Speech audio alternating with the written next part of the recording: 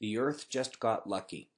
In 2017, the Sun was on its way down in its cycle of activity, but a sunspot that had many questioning that downward trend has now unleashed a planet killer. Here at Earth, satellites in orbit detected an X 8.2 solar flare, but the sunspot had already turned over the limb out of view.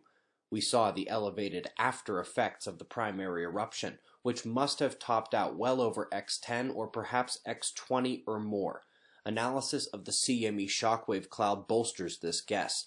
The powerful X-ray energy electromagnetically blasted out particles in the corona, the solar atmosphere, including a moon's worth of material in the large looping umbral magnetic fields above the sunspot, which are entirely blown out by the solar flare.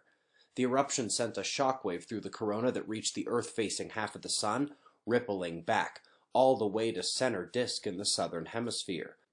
From space-based coronagraphs blocking out central solar glare, we can see the enormity of the eruption. The static you see hitting the frame is proton radiation from the eruption itself.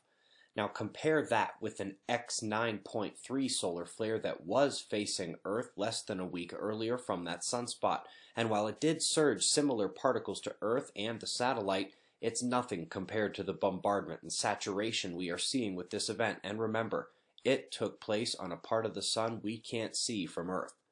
All planets are magnetically connected to the Sun, creating flux transfer events of plasma, and this solar flare occurred where Earth's magnetic connection to the Sun is often found, allowing the solar protons to surge to incredible levels, even among the highest energy protons in the 100 million volt range.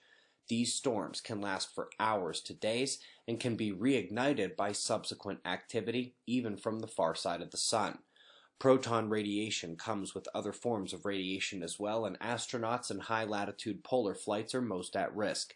These particles are cosmic rays of a sort, and so the corresponding health effects in the available literature apply, based partly on magnetic latitude, with again, polar being worst. We might also notice GPS, satellite communication, and internet trouble until the storm subsides into level 1 territory or lower. The primary kinds of solar storms we look for with big solar flares are geomagnetic from the CME impact, and luckily, that's primarily going at Mercury, Venus, and Mars. As I said, the Earth got lucky. But truly, a titanic event and a possible planet killer has erupted from that sunspot once it has gone out of view. Be safe, everyone.